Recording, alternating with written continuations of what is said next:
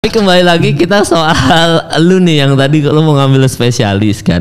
Terus sekarang lu udah punya apa manajemen bisnis apa tadi namanya? Forwave. Ya itu perusahaan. Forwave. Ya? Forwave tuh jadi sebenarnya gua sama bini gua kan memang dia basicnya MBA duluan. Terus dia magister di ITB juga. Nah, si Jupaka ini adalah partner gua yang memang dia handle perusahaan tuh udah banyak. Oke.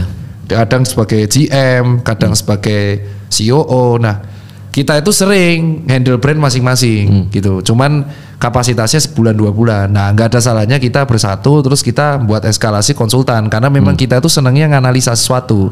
Kalau gue tuh walaupun di bisnis seperti itu tuh gue sukanya menganalisa berdasarkan data. Jadi kayak kita tuh predict the future, predict the trend future atau mengurangi resiko tuh dari data. Nah, disitulah si Forwave tuh bermain. Nah, berarti lu bisa ngajarin orang berbisnis dong? Iya memang seperti itu, tapi gue selalu mengatakan bahwa disclaimer berbisnis itu ketika lu masuk bisnis, ini teoritis ya. Bisnis itu uncertain. Itu yang dimiliki semua orang nih, yang semua orang motivator berbisnis. Enggak, ketika lu berbisnis lu tuh uncertain. Lu tuh belum tentu bisa makan hari ini dan belum tentu bisa makan besok.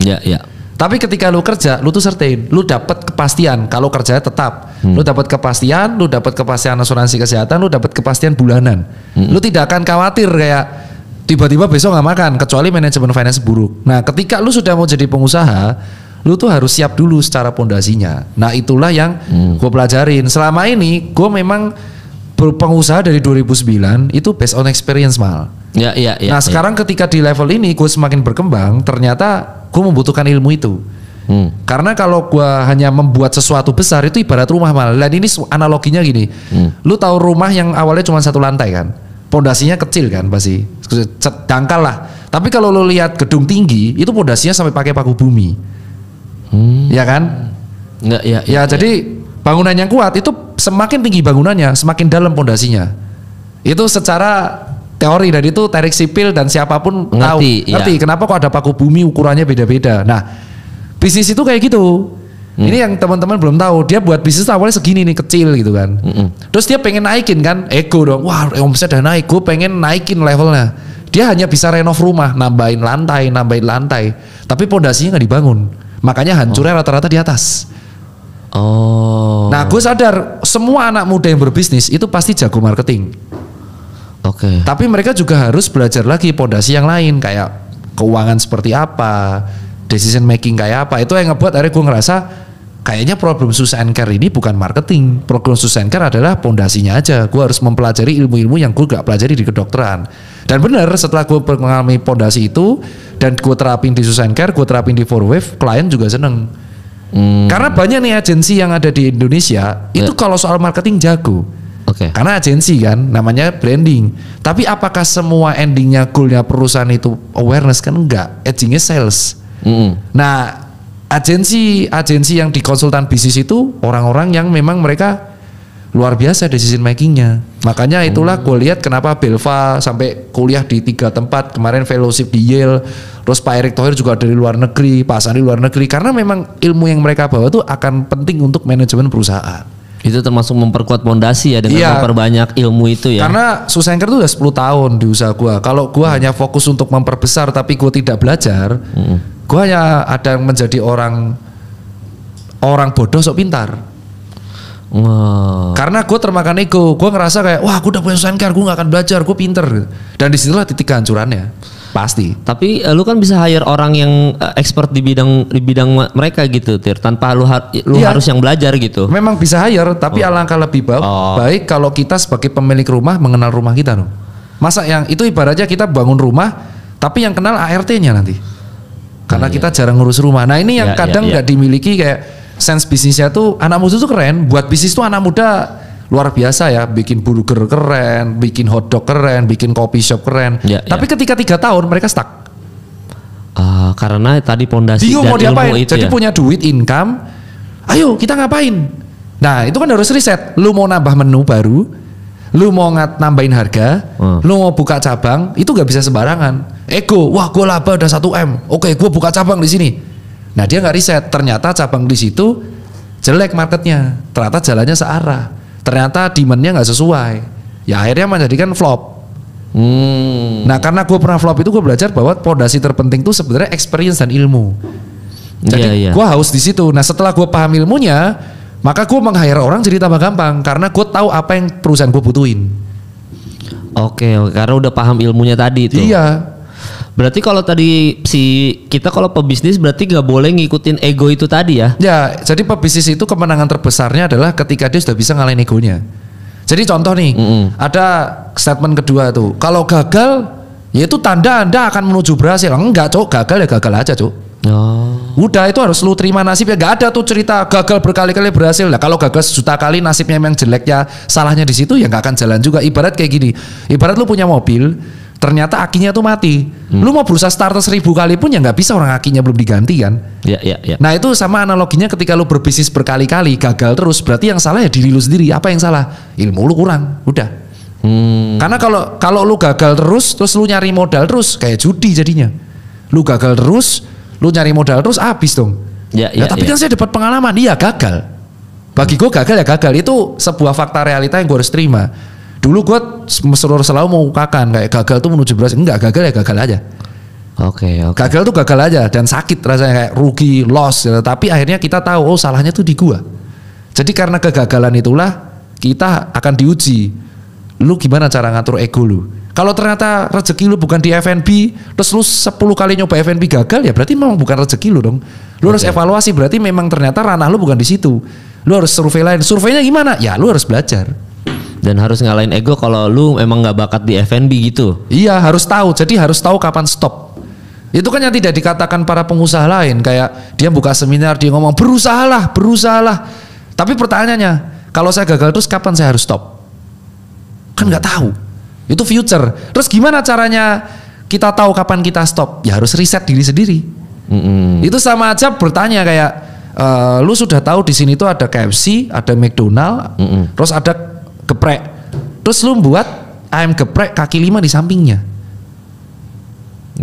Ya secara ini udah marketnya udah jenuh gitu loh. Lu coba akan remuk kayak coffee shop aja. Coffee shop terus dia buat tuh coffee shop culture keren. Sudah tahu nih marketnya udah dikuasai sama 2 orang, terus dia bikin lagi di situ. Ya lu akan kalah lah. Nah itulah harusnya lu tahu kapan harus berhenti gitu loh. Nah ini yang dinamakan di bisnis selain ego adalah manajemen resiko, dan itu orang anak Indonesia, anak-anak muda bukan Indonesia semua anggap bahwa high risk high turn. Jadi kayak resiko harus diambil kan kembalinya gede. Iya kalau berhasil. Karena modal akan habis bro. Kecuali lu punya privilege, lu keturunan anak orang kaya banget. Jadi lu mendapatkan space privilege mencoba. Jadi bagi gua anak orang kaya itu privilege-nya ada 2. Satu duit modal, 2 dia mendapatkan kesempatan untuk mencoba berkali-kali. Tapi bagi orang miskin nih, satu kegagalan tuh sangat luar biasa pak. Karena dia belum tentu bisa nyoba lagi loh. Maka gua dulu banget nih sebelum gua akhirnya terima fakta seperti itu, dulu gua tipikal yang kayak sukanya sharing. Wah ini bisnis lah, ala motivator lah. Tapi sini gue tahu kegagalan bagi orang kaya itu hal biasa. Kegagalan bagi orang miskin itu tidak bisa diterima. Karena kalau dia gagal, dia belum tentu punya chance untuk mengulang kesempatan itu lagi. Jadi bagi orang semakin finansialnya buruk, semakin dia gak boleh gagal. Nah tapi kan sulit kalau belum dicoba. Maksudnya kan dia belum tahu ini berhasil atau enggak kan? Makanya itulah kenapa orang miskin rata-rata sulit kan untuk naik level. Karena ketakutan itu, sekali dia mencoba resiko besar, high risk dia tanpa perhitungan, dia bisa gagal. Makanya rata-rata orang yang nggak mampu atau orang miskin itu mencapai levelnya adalah bertahap. Dia kerja dulu, dia part time dulu, dia double job dulu, nabung, resiko berkurang baru dia berani. Nah itulah yang banyak motivator bilang selama masih muda cobalah kesempatan. Lah dia kan masih ngerja ngidupin anaknya atau adiknya mungkin rumahnya. Nah jadi dia baru punya kesempatan itu di umur 40. Nah dulu gue gak paham di hal itu, sampai akhirnya gue ketika pandemi dan kuliah gue paham bahwa ada orang yang memang mereka itu bertahan terus supaya dia bisa menekan resiko gagal itu. Karena memang kesempatannya tuh dikit. Ya, jadi kayak satu kali hit aja, one hit nih. One hit tapi berhasil. makanya harus ditahan dulu nih. Tahan dulu. Jangan yang orang bilang berusahalah di usia muda. Justru itu ya nggak salah juga ya. Cuma justru itu yang bikin kayak ada orang yang kayak tadi kata lu secara finansial tidak sebagus orang-orang yang secara finansial bagus kan. Betul. Jadi dia harus one hit wonder bahasanya apa ya? Harus one hit punch gitu. Iya betul. Tapi langsung kelar. Nah makanya kan kalau kita lihat ada tuh kayak anak, kalau gue menyebutnya kaum mediocre ya. Okay. Jadi kaum mediocre tuh kaum yang memang terjebak di generasi sandwich. Dia sudah pinter tapi dia bekerja untuk membiayai adiknya dan membiayai utang keluarganya. Dia stuck di sini nih. Terus dia dibakar-bakar, ayo resign lah. Dia nggak akan bisa resign. Kalau resign siapa yang ngasih makan keluarganya? Sampai di satu momen tabungannya cukup, baru dia mulai. Oke. Nah itulah yang disebut. Makanya kalau kita memotivasi atau pendapat, ada orang-orang seperti itu yang bagi mereka tuh gak bisa gagal karena tabungan mereka itulah yang akan mereka buat modal. Nah makanya karena banyak orang shortcut, tidak mau menghormati proses ini, mereka shortcut lewat slot, Zeus, Zeus, slot, binomo, investasi bodong. Karena mereka tergiur, buset. 50 juta dititipin ke dia jadi naik 10%. Wah, padahal nggak mungkin. Tapi karena orang sudah tergiur sama ego laba, buta mereka akan logika gitu. Gue waktu itu pernah lagi berangkat ke Jogja ya, waktu mau ada acara stand up comedy di Jogja. Terus ada bapak-bapak tua gitu ngomong ke gue kayak, Mas Kemal, saya nonton stand up komedi Mas Kemal. Oh iya Pak, makasih Pak gitu. Terus entah out of nowhere gitu dia cuma ngomong kayak, saya itu iri sama Mas Kemal karena Mas Kemal tuh bisa hidup sesuai dengan passionnya Mas Kemal. Maksudnya Mas Kemal suka stand up komedi, bisa dapat duit dari bidang yang Mas Kemal sukai. Saya iri. Saya itu butuh proses itu cukup lama Mas Kemal. Saya sekarang umur ya kayak kalau nggak salah umurnya 40-an juga bapak-bapak gitu. Sekarang saya baru berani resign dari kantor saya dan bikin usaha kaleng sarden. Saya bilang itu setelah umur 40 tahun karena saya nabung dan saya beranikan diri untuk akhirnya inilah waktunya saya untuk resign dan saya bisnis kaleng sarden karena selama dia kerja itu dia udah nggak betah emang di kantor itu tapi mau nggak mau dia harus nabung kan. Betul. Dan dia tuh udah tahu, dia udah riset bahwa dia ada chance untuk dia punya teman mungkin circle-nya dia yang bisnis kaleng sarden dan berhasil. Buat pemasok bikin kaleng itu loh. Terus kayak katanya, nah itu saya udah pengen banget, saya udah dikasih tahu modalnya sekian tapi saya nggak bisa Mas Kemal. Saya umur 40 baru saya memutuskan untuk resign dengan tabungan saya dan alhamdulillah sekarang saya berhasil. Jadi bayangin dia selama dia hidup dari usia 20 sampai jenjang waktu menuju 40 itu dia nabung plus melajarin apakah bisnis kaleng sarden ini menjanjikan untuk dia berhenti kerja, Tir. Iya, karena itulah yang dirasakan orang-orang yang makanya orang-orang yang kesempatannya terbatas. Semakin terbatas finance-nya, semakin dia pengen akan terbentuk mentalitasnya, gue nggak boleh gagal. Dan dia riset terus jadinya kaleng sarden ini menjanjikan enggak nih untuk dia nggak boleh gagal. Jadi makanya kalau ada bilang kegagalan itu harus, iya kegagalan itu harus kalau finance lu cukup. Jadi lu tidak ada meminimalisir bangkrut karena lu punya unlimited chance. Karena disupport bokap lu lah, support nyokap lu lah, yang mana ya itu rezeki lu nggak bisa dibantah. Masa gue bisa milih ke Tuhan, gue harus lahir gue pengen lahir kayak Raffi Ahmad, nggak bisa. Tapi ketika dia di tengah nih, generasi tengah atau bawah, generasi yang menengah ke bawah atau menengah, dia tuh perlu waktu proses. Proses yang mana akhirnya ketika proses itu terlalu lama, kadang mereka ya udah nyerah. Ya. Jadi kita nggak bisa mengatakan lu nyerah lu cupu, nggak bisa. Memang kita nggak tahu jalan hidupnya memang kayak gitu. Ya itu yang gue pelajarin selama mungkin setelah gue bisnis, setelah gue kerja, ketemu banyak orang. Nah mungkin setelah gue 28, 29 baru ngerasa sampai sekarang di 32. Jadi kita tuh nggak bisa kayak memotivasi orang tuh sembarang langsung ayo resign, ayo kamu harus bekerja sesuai passion, nggak bisa. Karena di luar sana juga banyak orang yang bekerja menomorduakan passionnya demi kebutuhan utamanya dulu. Dan banyak. Dan nomor dua, orang kaya tuh bisa makan ya karena mediocre. Oh gitu itu. Lah karena tuh filosofi gue, karena gue mikirnya gini, orang kaya itu bisa laba banyak banget. Ya kan dibantu karyawannya. Oh karyawan ini yang lu sebut mediocre itu tadi mediocre, ya? Kayak gue nih 5 tahun lalu gue disebut mediocre, ngerangkap. Udah kapitalis itu dong. Iya dong. Mediocre tuh. Mediocre tuh bagi gue adalah generasi menengah yang kalau resign itu remuk. Tapi kalau lanjut sebenarnya bukan passionnya. Dia menjalani rutinitas yang sama tiap hari. Terus orang-orang di sini tuh yang kaya raya itu sebenarnya kan hidup karena karyawannya. Itu yang gue pelajari sampai sekarang, sampai akhirnya gue kuliah. Stakeholder terpenting di dalam usaha itu employee. Iya. Yang employee, tanpa employee perusahaan tuh nggak akan berjalan. Jadi apa yang kita lihat di media sosial, owner A bisa punya pulau pribadi, owner A punya Ferrari, itu adalah jerih payah karyawannya juga. Plot twistnya gitu. Dari sejak saat itu gue mau beli sesuatu tuh mikir. Dulu kan nggak mikir, gue beli moge, gue beli apa. Sampai akhirnya pada satu momen ketika gue belajar finance dan gue belajar decision making, anjir ternyata stakeholder tertentu itu employee. Artinya gue bisa duduk di sini sekarang itu juga karena jerih payah karyawan gue, tim gue yang ngebangun company gue. Nggak bisa sendiri. Jadi ketika gue foya-foya ataupun gue kayak apa namanya flexing, itu flexing hasil kekayaan mereka juga. Mereka juga. Gue pernah nonton cuplikan, gue lupa ini dari podcast siapa ya, di Reels apa di mana gitu, gue pernah lihat.